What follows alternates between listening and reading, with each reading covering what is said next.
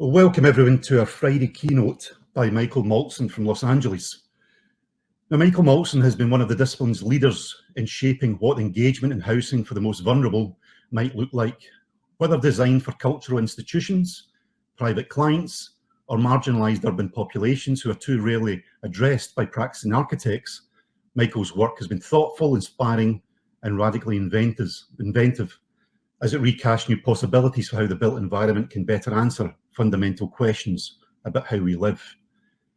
Now, Michael Maltzan founded Michael Maltzan Architecture in 1995. His projects cross a wide range of typologies from cultural institutions to city infrastructure.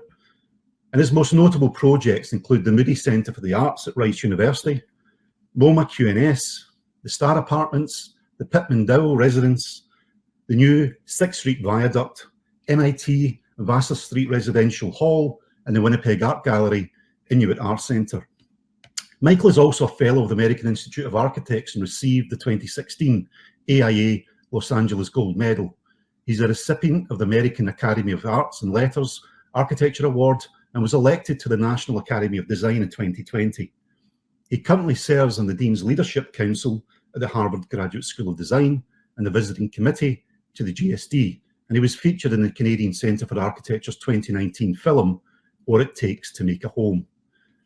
Now, the practice and its projects have been widely featured in national and international publications and have been exhibited in museums worldwide, including having work selected for the 2006, the 2018, and the 2020 Venice Biennale. And it was at the 2018 Biennale that I got a thorough insight into Michael's work, and in particular, the beautifully curated Star Apartment installation, which prompted this invitation to be part of the House and Assembly. The Star Apartments, completed in 2014 in downtown Los Angeles, were designed as a permanent supportive housing project, providing homes for 102 people who were formerly homeless. Importantly, I thought that the typology was extremely relevant in a Melbourne context. As like Melbourne, LA's psychology is still very suburban. It is also the case that sprawl has begun to hit its topographical and practical limits in terms of the city's sheer extension, and the result is seeing increased focus on densification, with apartments becoming increasingly prevalent as they are here. Michael Maltzan's 4 buildings for Skid Row Housing Trust in Los Angeles are a truly remarkable complement to his larger body of work. They create dynamic and dramatic moments in the city with minimal means. They offer remarkable spatial and typological innovations relevant to our own context here in Australia. Importantly, Michael Maltzan's projects on housing inspire a sense of pleasure together with a sense of urgency. And in inviting Michael to present to the House and Assembly to speak about his work, we hope to learn from the particular context of Los Angeles and translate it into our own local context. And to quote Michael, housing manifests an incredible complexity of architectural ideas, touching on social, economic, political, aesthetic, and urban questions. For that reason, our office doesn't think about housing as separate from the rest of what we do. On the contrary, we are intensely interested in how housing reinforces our other work, as well as how the work fuels our thinking about housing, so that housing becomes a deeply integrated and influential part of our practice. Welcome, Michael Maltzan. Alan, thank you. And thank you to everybody in Melbourne who are part of this conference for having me to discuss what are pressing and incredibly important topics for housing, but really for the city in general. I wanted to start with really a series of images, talk to you a little bit about our work here, specifically in Los Angeles. I live in a city that is changing rapidly. These changes are happening for many reasons, such as responding to social and political evolutions and physical and environmental pressures. But nowhere are these changes being felt more acutely than around the questions about the extraordinary needs for housing. For most of its history, Los Angeles, like most post-war cities in North America and in many countries, housing has been defined by the ever-expanding carpet made up of single-family houses sprawling to the horizon. The freeways might be the more iconographic emblem of Southern California, but it's the house that really built Los Angeles. That model of development has become unsustainable for all of the reasons you probably imagine, but it's the combination of growing housing unaffordability along with the significant deficit of housing stock that has made the accessibility to housing increasingly so unachievable across a broad economic spectrum.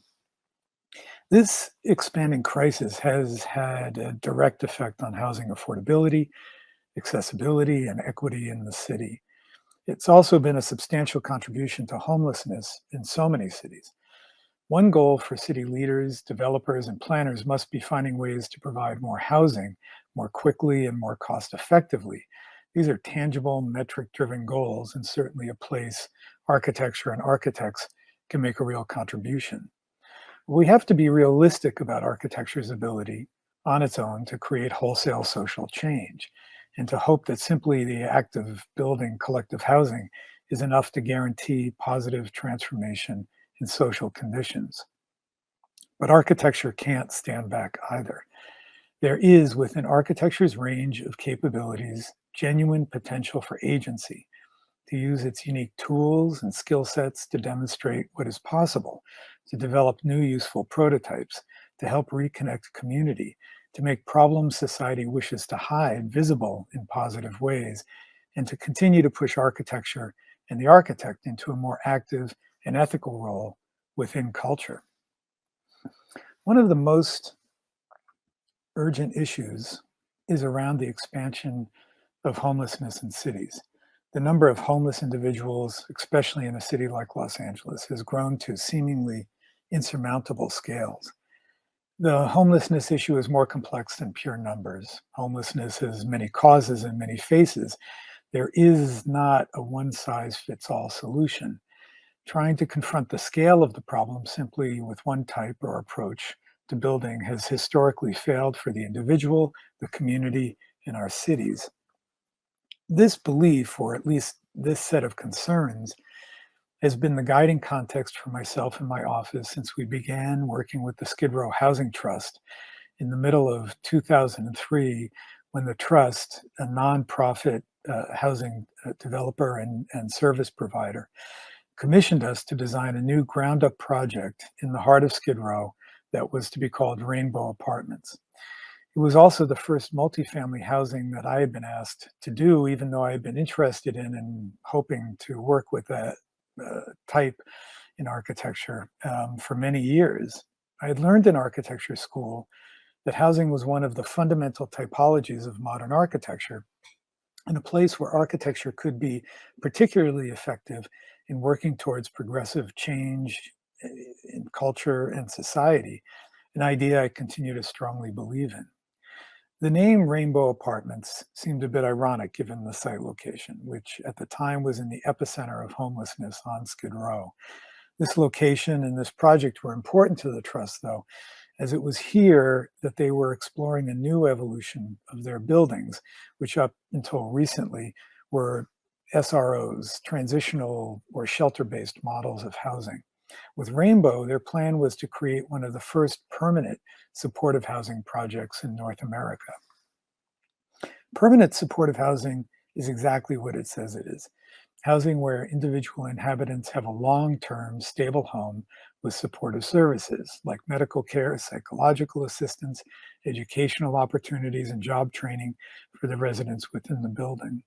This new model had the chance of systemically changing the long-term effectiveness of housing for those residents by reducing recidivism and building community, importantly. But it also meant new architectural forms were needed to respond to this change in their mission. With residents living permanently at Rainbow Apartments, they would need more than a bedroom and bathroom. With permanent residency and the possibility of community forming, community kitchens, common rooms, and supportive program spaces take on more prominence. Supportive service offices and how they are situated within the building needed to respond to the competing ambitions for new collective community life while also maintaining personal privacy. How to accomplish this was a big question to navigate in the design. At Rainbow, we placed a lot of the program just off the entry, and it was intentionally positioned along the pathway from the street and the stairs up to the community courtyard to also make it very accessible. I think the challenges for an individual's ability to weave together public and private life is one of the pieces where architecture has some of its greatest potential for invention and innovation. The Trust's residents have all come from chronic homelessness. Most have been on the streets for months and years. That constant exposure often creates a psychological shell these individuals have created out of a necessity to cope with the radical imbalance in their lives. They often become withdrawn, and the previous housing models often allowed that isolation to continue. The residents would come in the front door, up the elevator, down an enclosed double-loaded corridor, and disappear into their room. At Rainbow, I was trying to find a way to make an architecture that could help change that equation. A simple thing was to organize the building with a single loaded corridor around a courtyard, an exterior courtyard, which had the positive effect of creating a kind of semi-public realm where an individual, just by going to and from their room, became a more visible part of the overall community. It was trying to create a new type of space to allow residents to re-navigate a comfort level with being a part of a community again. The interiors of the Rainbow units were also a real challenge. Housing codes have changed a great deal over the past decades. Accessibility regulations have expanded things like bathrooms to the point that they're almost the largest room in these very compact apartments.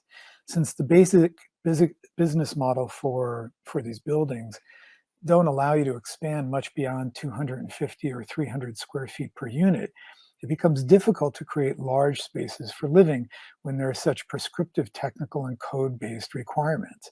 It demands that there be a certain leanness to the building, but it pushes you to reimagine architecturally how you may make something like a bathroom or a kitchen more efficient and also more considered, so that they become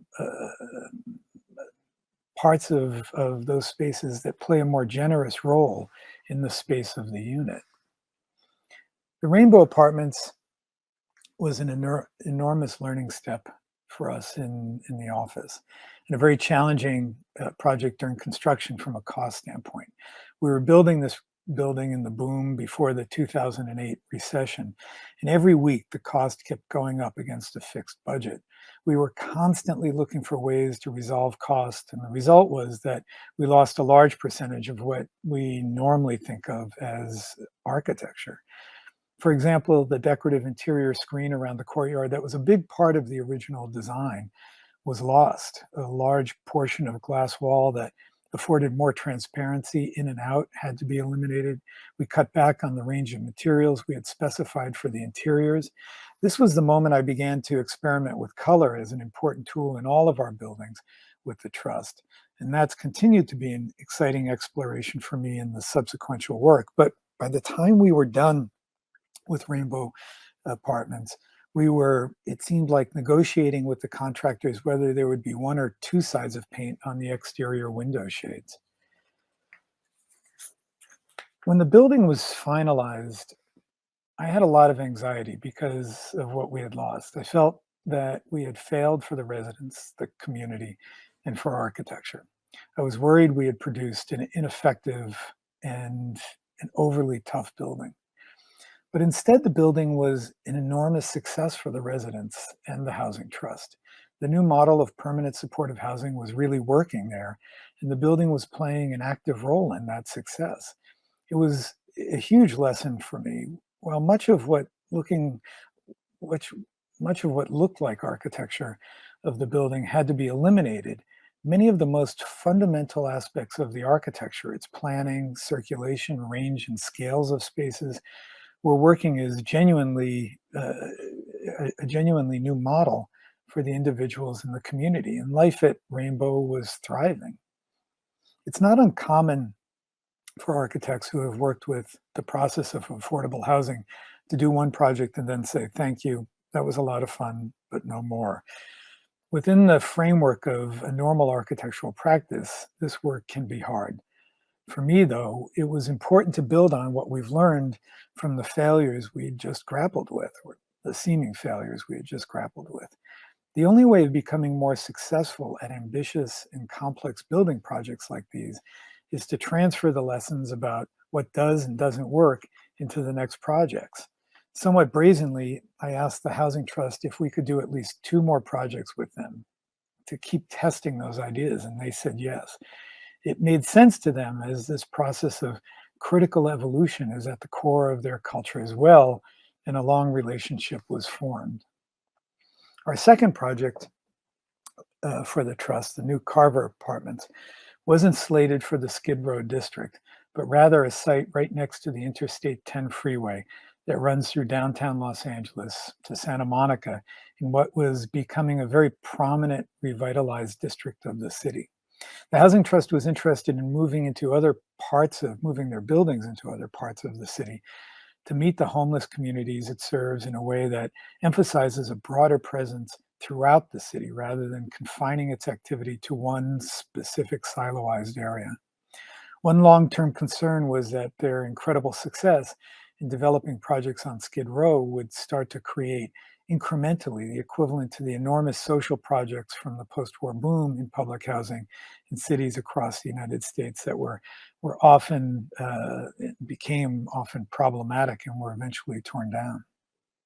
Rather than just keep building on Skid Row and risk further isolating the homeless community, their hope, socially and urbanistically, was to connect and weave these communities more throughout and into the city as a whole.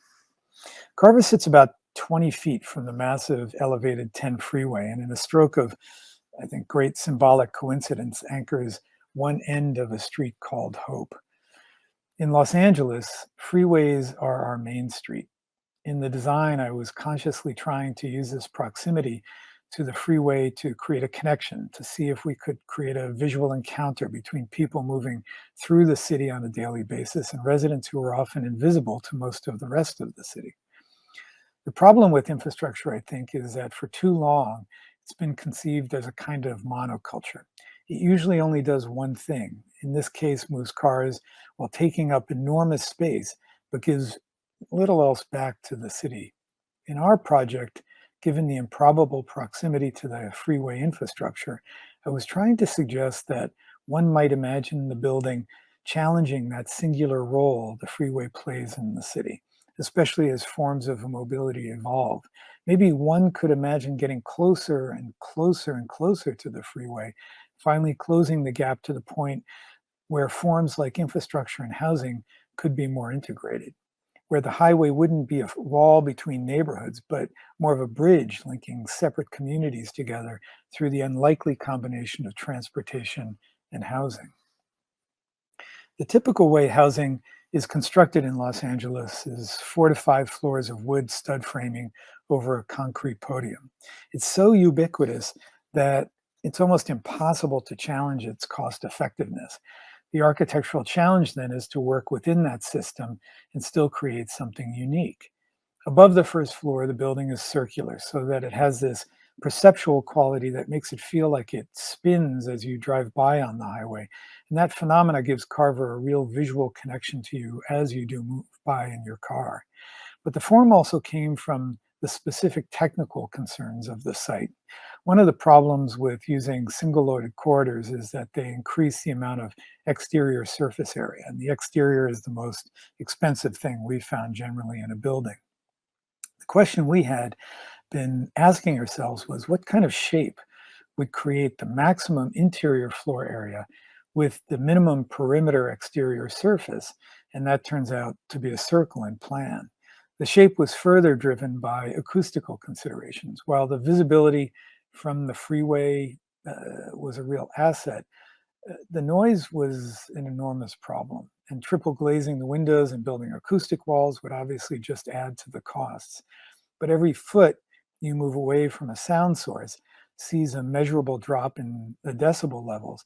And working with the acoustics, the acousticians, the circular shape had the benefit of presenting the smallest piece of facade to the highway and minimizing those acoustic concerns. The ground floor contains many of the same supportive services as the Rainbow Apartments, as well as communal facilities like a kitchen, a common room, spaces for medical professionals and caseworkers to meet with the residents, and an outdoor courtyard off of the kitchen. The geometry of the plan is created by a series of angled perspectival skewers through the building. As you're moving around the ground floor, these views through the building connect you to the city around you. It's important to create privacy in these buildings, but it's also important to not be isolated from the world outside its doors. The 97 units are all organized around the central inward courtyard. The interior and exterior lines of the plan are faceted. They create a small but noticeable sense of front threshold for the units at the door. And on the exterior, they give scale to the individual units on the overall facade. For us, that relationship between the individual and the collective remains one of the most important issues in housing. The courtyard is open at the top to the sky and functions as a space for social interaction. There are generous stairs that take you up from the ground floor, which also perform a kind of function of amphitheater for when members of the community come together during events in the courtyard. Remembering the loss of the entire interior screen at Rainbow Apartments, I was determined that here, the same thing wouldn't happen. The interior screen was extremely important. So at Carver, we consciously merged the design elements with necessary functional elements forming the interior of the courtyard. The balconies are hung with steel rods and roof drains come down through the interior of the courtyard. We also had a methane vent problem on the site. So some of the vertical articulations are actually a series of methane vents running up through that courtyard. That means that most of the fins that wrap the courtyard have functional importance and couldn't be removed from the design. That approach of making elements of the design take on at least two, if not three different responsibilities within the design is a goal we continue to work toward in subsequent buildings and a direct relationship to what we learned in that first project, the Rainbow Apartments. At Carver, community functions are distributed throughout the building vertically rather than concentrated on the ground floor. There's a big terrace at the top with views of the city. The important spaces for the TV room, and laundry room are on the third floor, right at the same level as the elevated freeway. When residents are doing laundry or watching TV, it's like they have a porch that opens onto that public space of the freeway. This being Los Angeles, that traffic is, in contrast to this image, that traffic is often at a standstill. And in a city where lives are so often disconnected from each other, these two communities get, at least for a moment, to see one another. That choreography of visual connection doesn't build community automatically, but at least it tries to suggest that the isolation of human beings, whether social or physical, is something that architecture can work to undermine and positively affect. Our third project with the Trust, Star Apartments, was 102 units and is located back on Skid Row. One of the goals for Star Apartments was to make a more mixed-use program in this housing project. For people in many traditional cities, retail on the ground floor and housing above might not sound that unique. But in a city like Los Angeles, that was a fairly new ambition in housing development. There was a challenge, however, in that the Housing Trust relies on funding assembled from a number of sources, and the complexity of being in the nonprofit housing business as well as in the retail business created challenges for that funding. But they persevered and they found a building that had existing retail space that we could keep, and they gave that building to us, which you see here, to work with. We changed the appearance of the existing building quite a bit at the exterior facade. The one-story building became the new first-floor podium of our new building. We saved the existing structure and roof deck and replaced the old facade. The roof was originally parking of this building was parking up on top, which provided capacity for more cars than necessary for us. So we tucked the required parking into the back of the building on the ground level and started to reimagine the possible use of that deck. While the original intent of reusing the retail space was focused on commercial possibilities, the Los Angeles County Health Department approached the trust and leased a majority of the space for one of their first urban clinics focused on access to preventative health care, which is an incredibly innovative program for the county. And they looked to start it at STAR because of the perception of STAR apartments representing genuine innovation. While the original goal of reusing the existing building was focused on creating mixed use, the greater implications might be that for a city that always tears down the old to build new, can we create strategies of adding density that modify a throwaway mentality into something where the connection to the existing becomes a new way of imagining a contemporary fabric in a city? In development and building culture, this type of approach to revising the future of the city does come with complications, though. To add on top of the existing building, we had to build a new building with its own independent structure on new columns needling through the existing building. We created a new structural tray on those columns floating above the old building and on which we could then stack the apartment units. In the space between old and new, we imagined a new horizontal community space that could become the equivalent of the vertical courtyards we made at Rainbow and Carver. In this space, there is a community kitchen, indoor and outdoor eating areas. There are offices for caseworkers, an art classroom, an education classroom, technology center, exercise and recreation rooms. Outdoors, there is a jogging and walking track, half-court basketball, and a gym and yoga deck. The range and scale of these community programs could not normally be provided in a building like this, but here are pulled into the building, creating a kind of microcosm of public and social space. The goal is that the residents are connected to necessary supportive spaces, but also to a more expansive range of educational, recreational, and community building activities within the walls of Star Apartments itself. An additional and fundamental ambition at Star was to maximize the number of units we could provide through a kind of upper density in the overall layout. From above, you can see that the building is organized with units at the perimeter, but also with stacks of units within the interior of the block. From some vantage points, it can look like a neighborhood of city blocks squeezed into one building. This is largely possible because the primary open space is provided by that horizontal second floor community deck. There are a number of smaller terraces and vertical spaces that provide light and access to air through the entire body of the building at the upper levels. Given the building reuse and the density we were trying to achieve here, there was very little space on the site for staging construction. And because of that, we started looking at alternative construction technologies. Prefabrication became very exciting as a possible solution in that. For Los Angeles, this is the first mixed-use, multifamily prefabricated housing project in 60 years. There are a number of municipal regulations that have made it virtually impossible to use prefabrication in Los Angeles up until this point. But we were motivated to try and change that. And the first thing we did as architects was not to design, but rather negotiate with the city to make this a pilot project for prefabrication in Los Angeles. In that sense, the innovation here wasn't initially the architectural form of the building at all, but rather the use of architecture's range of abilities to create a new pathway to innovation within the code and entitlement structure that often stops innovation or experimentation in buildings before they can even begin. Because there hasn't been prefabrication in Los Angeles for forever, the wood frame units were all built in a factory just outside of Boise, Idaho, a state in the Midwest of the US.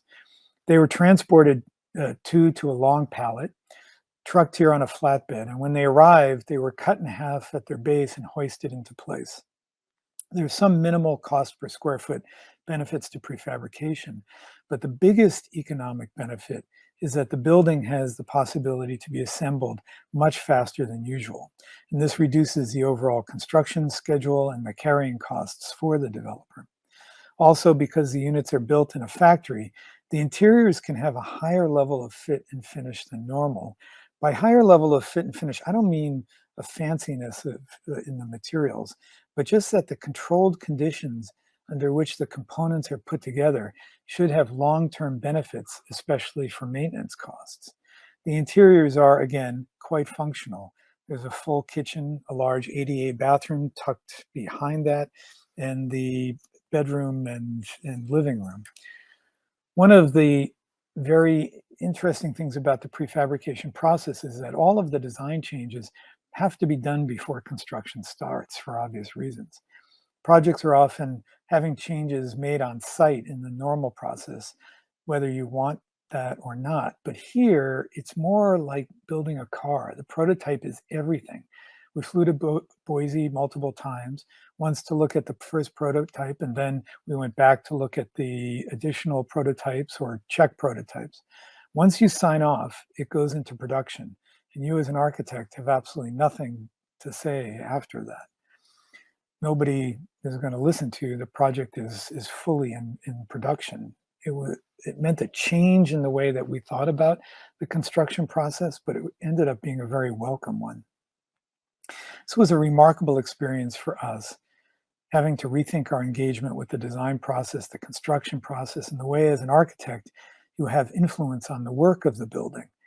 But even within the standardized system, the real goal is to provide a great armature for living, a place where the individual identities of the residents can be expressed and celebrated in individual and extremely diverse ways.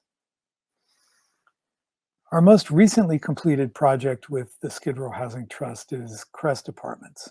It's the fourth project together, this time in an area of the valley called Van Nuys, which is a sprawling post-war suburb of the San Fernando Valley outside of the downtown of Los Angeles. The site is long and thin, fronting a typical strip boulevard that is unremarkable in every way, but also very characteristic of Southern California cities. The project is located here because its 64 units are meant to house formerly homeless veterans, and this area is a center of that population in the region.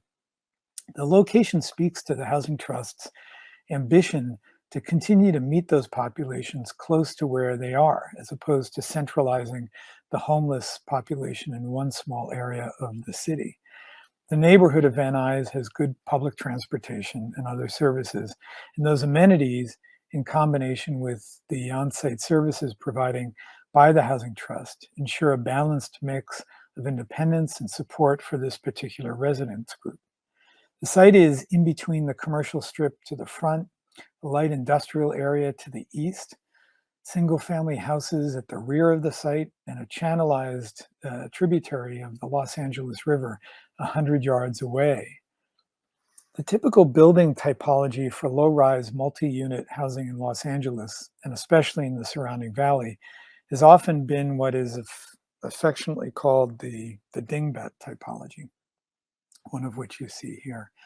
There are usually one or two stories of walk-up units lifted above a ground plane that is for parking, and that accommodates the cars, the driveways, and a little bit of access up to the units. I was interested in relooking at this model mostly because we wouldn't need that much parking, and that allowed us to rethink how you might transform all that ground floor space. The Star Apartments, or the Crest Apartments, excuse me, presents a different take on the face toward the boulevard as well. Its vertical face is in direct contrast to the horizontality of its neighbors, suggesting an alternative to the vague low density that is there now and the emerging higher levels of density that Los Angeles will need in the future and is beginning to see. The plan shape was driven initially by a practical concern. We needed to accommodate a fire truck turnaround in the middle of the site, and the building bends around that in its shape. but we use that to create the stepped form, which has the added benefit of allowing windows onto 2 exterior walls, making better access to light, ventilation, and views for each of the units. Given the site constraints, we did make a double loaded corridor here, moving beyond or moving past the single loaded corridor of our previous projects, but work to create that corridor as much as of an amenity by increasing its width, and at the jogs in the plan to create space for people to comfortably pause and possibly connect informally as they move along that pathway. The corridors are all naturally ventilated and have vignettes to view out over the valley beyond and to the San Gabriel Mountains. There are 2 unit types at Crest, and both are continuing our focus on trying to organize the kitchen, bathroom, and living spaces to create a sense of bigger space that unfolds a bit more as you move through it. Here, there's a more developed attention to smaller, what I would call figurative elements and modulations in the plan and elevation that taken together have a genuine and significant impact on how genuine and how generous the space in the apartments feel. We did lift the building up similar to the dingbat prototype that I showed earlier, but here to create an expansive garden of native and indigenous plants and gathering areas for the residents that also provides a fully permeable ground surface for rainwater capture in our drought-prone region of Los Angeles and Southern California. Together, the architectural and landscape elements at Crest begin to create a sense of outside and inside living, which connects to a way of living that might seem very recognizable in Southern California, but with a few modifications could also be more widely exportable, I believe, to cities and other contexts. And in that regard, I have thought at times that Crest Apartments is the most repeatable and exportable typology or model we have created so far in this work. The Skid Row projects are trying to have an impact for a particular population through their innovative approaches to making community and through the exploration of new typologies and construction technologies. But the housing challenge also needs to be taken on at multiple scales and taken on while the Skid Row housing projects have had a genuine impact on the city, especially when they're taken all together cumulatively, where the sum is clearly greater than the singular parts. The need to build at scale is still very present given the enormous housing deficit in front of us. It's necessary to enlist as well private development for projects, and increasingly I've come to believe that private development is necessary to be able to choreograph and to take on large singular projects as well.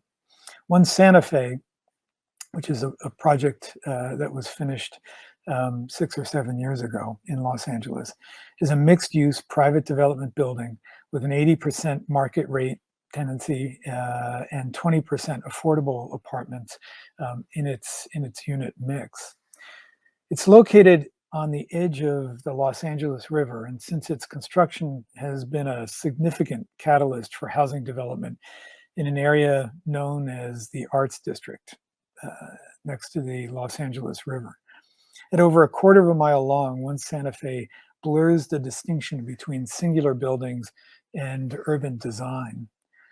Cities are often known for their iconic tall buildings, but I believe that we also need to continue to invest our energies and efforts into understanding how lower rise buildings can also work in the horizontal city, in that in-between scale between the more traditional skyline defined urban cores of our cities and the far off suburbs. I believe these types of buildings can have just as significant effect and perhaps an even greater effect on the street and district life of the cities in which they're built. I think this is one of the interesting images of One Santa Fe, where it begins to truly meld into that scale of both the immediate scale of the city in front of you, and that unspooling scale of and grain of the city as it the city moves out from that central core into the larger metropolis that defines Los Angeles. The building is organized as a kind of Neapolitan sandwich, a layered sandwich of program, with 440 units of housing at its upper levels and a little over 80,000 square feet of retail at the ground, street, and lower levels. Parking is below grade in the parts of the site where the site is at its widest, and then also at the second and third floor at the narrowest section to the northern portion of the building.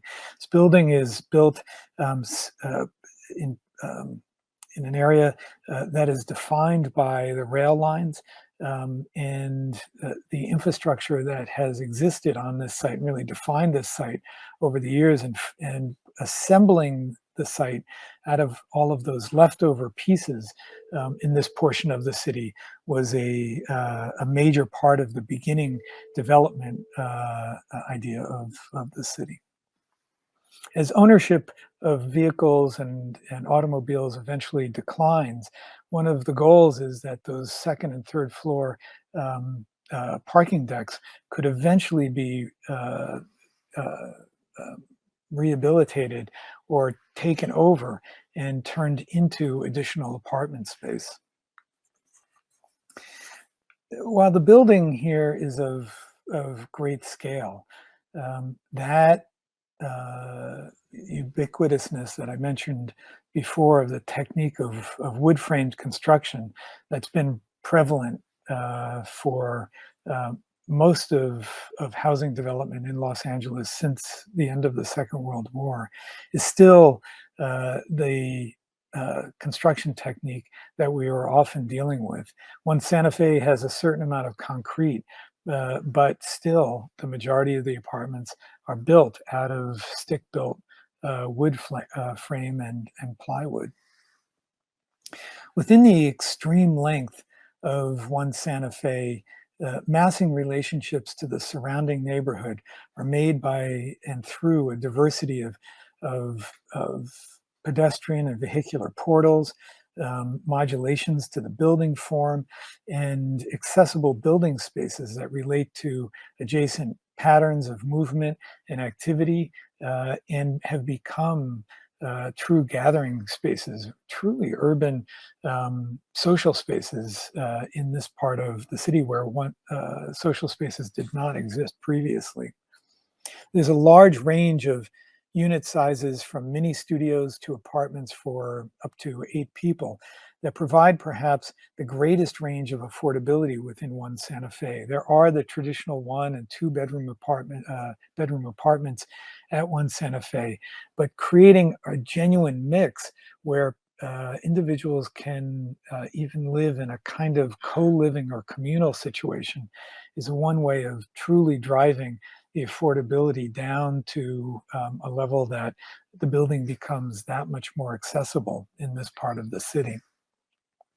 During early planning, significant work was done with community groups, the developer, and the city to find places where future connections could be made from One Santa Fe to the river, bridging over the rail lines, because the river is becoming slowly one of the potential great urban amenities for the city in its future.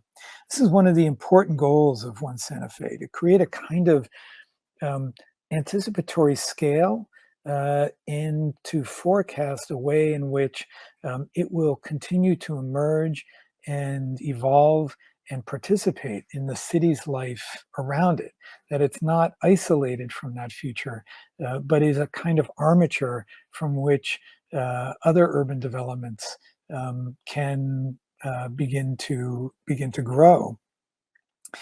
reweaving the city and the neighborhood are, I think, equally vital responsibilities for all of the buildings that we create.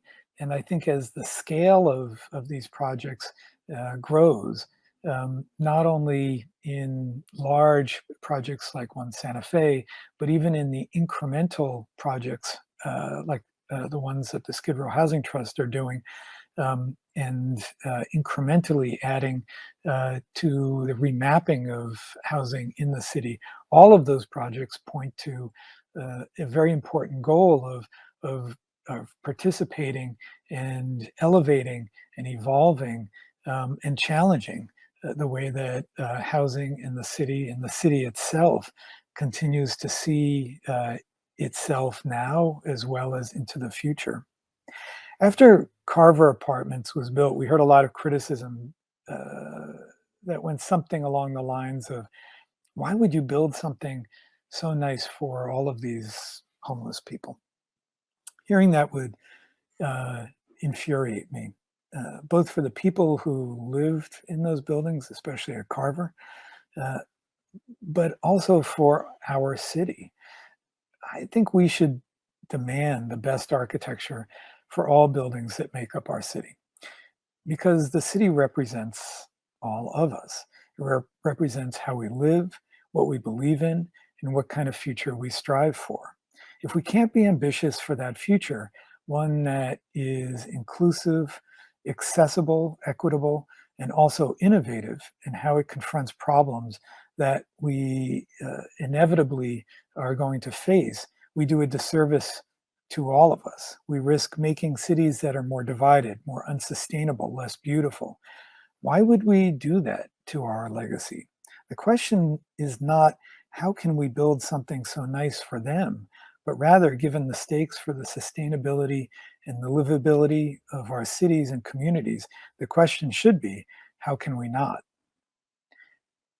Again, I appreciate being invited to this conference and with these extremely pressing and important topics. Thank you very much for inviting me again. I appreciate it.